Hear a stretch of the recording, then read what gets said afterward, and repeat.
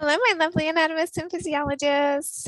Welcome back. We are ready to kind of take a look at what's going on with the ovarian cycle and how that compares to the uterine cycle. So pull back up that diagram that you drew or the notes that you took on the on the ovarian cycle, and we're going to put some information in the center so that we can see how these two relate to each other.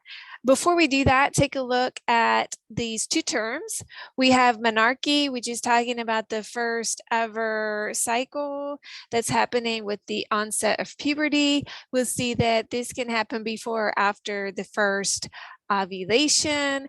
And so presence of menses doesn't necessarily, or let me say absence of menses doesn't necessarily mean that pregnancy cannot occur.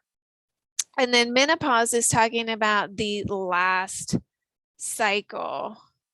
Okay. And so this is one of those things that's different in female body types versus male body types, where male body types have fertility from onset of puberty until death, even though that fertility does decline with age. In the case of the female body type, we see that fertility has a very set window of time, and like all body types, we do see fertility declining with age. Now, remember when we talk about the uterine cycle, so I'm going to go ahead and name that here in the middle. So we see that the middle information is about uterine cycle. The uterine cycle begins with menses. And I think, why is this day one? For those of us who have experienced this, we know why this is day one, because it's a very easy time to mark on your calendar, right? And we see that menses occurs because of the drop in progesterone and estrogen that happens when the corpus luteum becomes the corpus albicans. We'll see that menses is occurring for, we said, like 2 to 7 days with an average time of about 5 days. And that takes us into this proliferative phase, which is where, remember we said,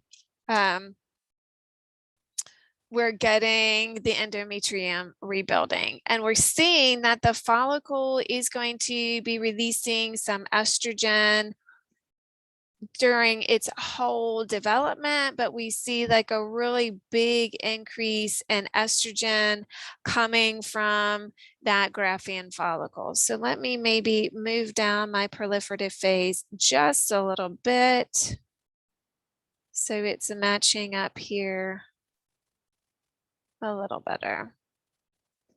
So let me repeat what I've just said in case I lost you.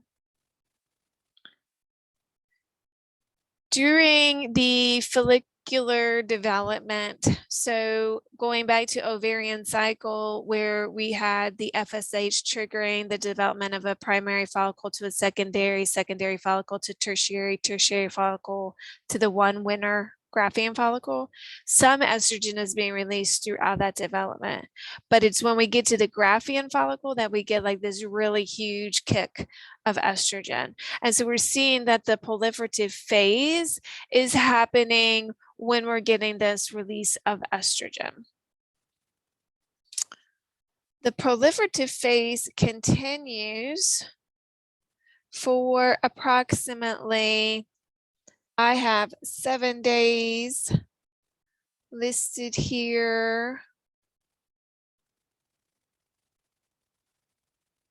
So we're at the 14th day of the uterine cycle, and then we get to what's called the secretory phase.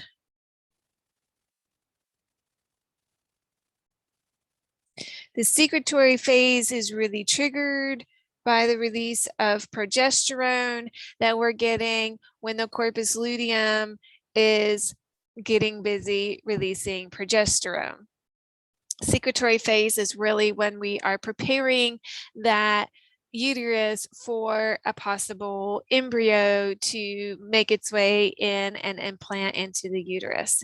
Now, if implantation occurs, the corpus luteum continues to produce progesterone, and that continues to keep you sort of in this secretory phase. So the progesterone is the hormone that's helping to maintain that pregnancy.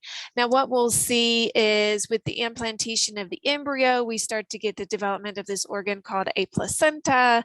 The placenta is part fetal tissue and part maternal tissue, and we'll see that the placenta will release its own hormones to maintain the pregnancy.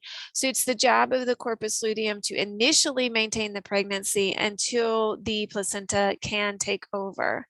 Now, if implantation does not occur, we see the corpus luteum becomes the corpus albicans. We get the drop in the progesterone, and that triggers menses. Now, this whole stage of secretory phase is the longest. So this one is about 12 days or so. So maybe 12 to 14 days. So this is giving time for that secondary oocyte to make its way into the fallopian tube, for it to meet up with the sperm, for it to complete meiosis II, become an ovum, for those nuclei to fuse. You have a fertilized egg called a zygote.